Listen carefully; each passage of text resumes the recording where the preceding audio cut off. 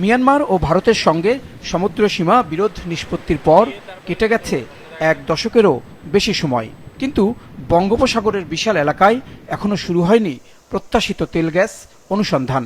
এজন্য 2024 সালে আন্তর্জাতিক দরপত্র আহ্বান করেছিল সরকার। সে সময় 60টি বহুজাতিক কোম্পানি দরপত্রের নথি কিনলেও তা জমা দেয়নি কেউই। সেই অভিজ্ঞতা থেকে উৎপাদন বন্টন চুক্তি বা পিএসসি সংশোধন করে গভীর ও অগভীর সমুদ্রের 26টি ব্লক উন্মুক্ত করা হয়েছে বিদেশি বিনিয়োগকারীদের জন্য। দরপত্রে অংশ নেয়ার শেষ সময় ধরা হয়েছে 30 নভেম্বর পর্যন্ত। নতুন চুক্তিতে বিদেশি কোম্পানিগুলোর জন্য আছে একাধিক প্রণোদনা। তবে বিশেষজ্ঞরা বলছেন, বিনিয়োগের দরকার, তবে তা দেশের স্বার্থের সঙ্গে আপোষ করে নয়। একটা আননোন এরিয়াতে বিদেশি কোম্পানি আসতে চায় না সাধারণত। তারা যদি জানে কোনো জায়গায় খুব বেশি গ্যাস তেল আছে, তারা বেশি আগ্রহ প্রকাশ করে। তো যদি আননোন হয়, প্রাথমিক অবস্থায় আননোন অবস্থায় বিদেশি কোম্পানিকে আনার জন্য ওদের শেয়ারটা বেশি দেওয়ার, ওদেরকে প্রণোদনা দেওয়ার জন্য বেশি দেওয়া হয়।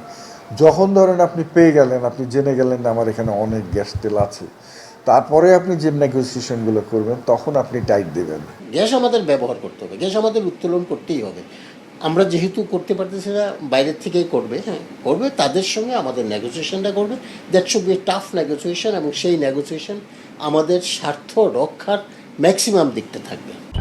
গভীর সমুদ্রে অনুসন্ধান অত্যন্ত ব্যয়বহুল ও ঝুঁকিপূর্ণ। একটি প্রকল্পে কয়েক বিলিয়ন ডলার পর্যন্ত বিনিয়োগ প্রয়োজন হতে পারে, আর সম্পদ না মিললে পুরো ঝুঁকিই নিতে হয় বিনিয়োগকারীকে। তবে নতুন পিএসসি নিয়ে সমালোচনাও আছে। বলা হচ্ছে, বিদেশি বিনিয়োগ আকর্ষণের নামে অতিরিক্ত ছাড় দেওয়া হয়েছে, যা দীর্ঘমেয়াদে দেশের প্রাপ্য অংশ কমিয়ে দিতে পারে। আমরা যেখানে আমদানি করতেছি, আমদানি চুক্তি বছরের পর বছর বহাল থাকবে, অলরেডি সেটাও আপনার আমেরিকার সঙ্গে যে ট্রেড চুক্তি হলো তার মধ্যে সেটাও স্পষ্ট করা হয়েছে। আবার আমার গ্যাস তোলা হবে, সেটাও তাদের রপ্তানি করতে দিতে হবে।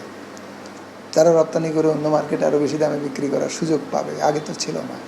তার মানে কি, আমার সার্বভৌম ক্ষমতা ব্যবহারের ক্ষেত্রে আমি কতখানি গ্রাজুয়ালি অক্ষম হয়ে পড়ছি। পারফেক্ট কম্পিটিশনে যদি আপনি যান, তাহলে আপনার এই সব ছাড় দিয়ে কেন আপনার এগুলো তৈরি করতে হবে? আপনি এভাবে পথ তৈরি করছেন যে আপনি তাদের কাছ থেকে বেশি দামে গ্যাস কেনার জন্য আপনি রেডি আছেন, এই সিগন্যাল দিয়ে আপনি ঢুকতেছেন কেন?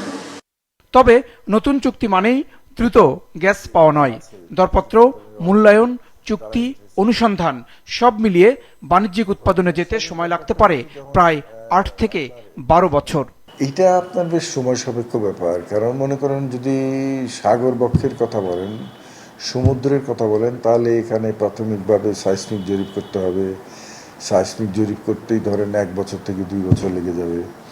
তারপরে এগুলো ইন্টারপ্রিটেশন করে ড্রিল পয়েন্ট মানে নির্ধারণ করা এবং তারপরে ড্রিল করা। সংশ্লিষ্টরা বলছেন, বঙ্গোপসাগরের তলদেশে ঠিক কতটা তেল গ্যাস মজুদ আছে তা এখনো অজানা। এখন নজর বিদেশি বিনিয়োগকারীদের সারার দিকে, কারণ তার উপরই নির্ভর করছে বঙ্গোপসাগরে নতুন করে অনুসন্ধান কার্যক্রম শুরুর সম্ভাবনা। জাহেদ সেলিম, মাছরাঙা সংবাদ, ঢাকা।